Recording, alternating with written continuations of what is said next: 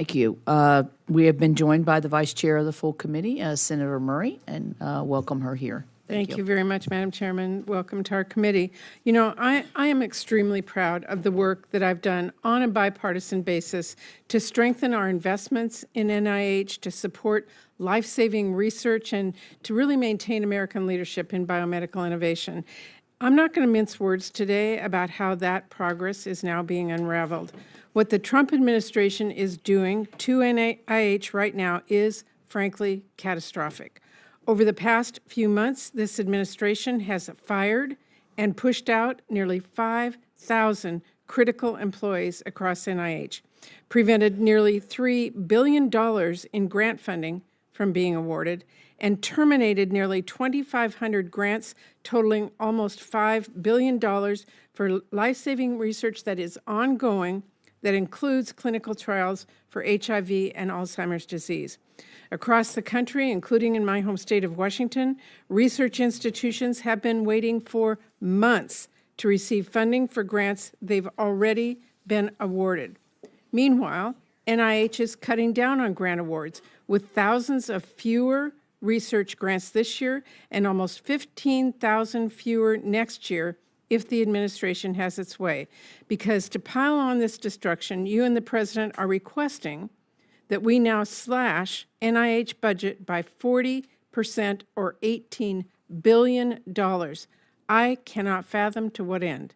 The Trump administration is already systematically dismantling the American biomedical research enterprise that is the envy of the world, throwing away billions in economic activity in every one of our states and jeopardizing the life-saving work of researchers across the country. This budget proposal would effectively forfeit our leadership in research innovation and competitiveness to China. It would mean we depend on China for the latest treatments for devastating diseases. No one in America wants us to do less cancer research. No one is asking you to make it harder to research Alzheimer's disease. And no one is asking you to cut life-saving clinical trials. We're hearing this from the experts themselves. You just received a letter signed by hundreds of your own staff who believe this administration's actions risk breaking NIH and the life-saving work it does. I really hope you heed their warning, and it should go without saying, but I expect none of them to face retaliation for raising those concerns. Everyone on this dais wants NIH to succeed, and you're going to need to see some major changes from what you are doing right now to get us back on the right path. Now, Dr. Bhattacharya, we spoke on the phone last week. I appreciate that. I want to follow up on those questions and what I've been trying to get answers from you for months. You told me 25 staff have been fired from the NIH Clinical Center out of the 1,445 who've been fired across the entire agency. But that does not include staff leaving after being offered buyouts or threatened with future layoffs. I want to know what is the total number of employees who left the clinical center and the entire agency as a result of the Trump administration's personnel actions in total. So for the numbers I have in front of me are for the reduction in force. That's the 25 I mentioned in our conversation. We'll get those numbers for the retirements to you. Well, I told you I was going to ask for this administration over the phone. I've requested this multiple times. How come you do not have that for us today? Yeah, I thought it's my misunderstanding. I thought you were asking for the reduction in force numbers, which we provided. No, I was being very clear. So I want to know, by the end of the day, can I have a detailed list of the reductions in staff by institute, by center, by job function? Not just the RIFs. Not just the RIFs. We'll get you those. Total staff reductions. Can I have that by the end of the day? Yes. Okay. Those are really basic questions, and I want to see that by the end of today. Now, I am also particularly concerned, as I told you, about cuts to clinical trials, which are harming patients' care nationwide and the chance for better treatments and cures. NIH has now terminated at least 160 clinical trials. In addition to terminating grants, you are also delaying grant awards and freezing or significantly delaying institutions from being able to draw down their grant funding, which is disrupting clinical trials, to say nothing of the research that it is now threatening. How many clinical trials across the country have been impacted by the grants you have terminated, frozen, or delayed? Senator, I don't have the numbers for the specific number of trials. We've worked to make sure that the patients enrolled in the clinical trials have any delay in their care as a result of in 2020, the NIH terminated a very large number of clinical trials. Well, I'm asking you about today, I under your don't have the direction. specific numbers, and a lot of that is subject to negotiation. I've set up a process where people can appeal for if there's any decisions made regarding grant pauses and terminations, and we're actively working to make sure that we can make that appeals process is going.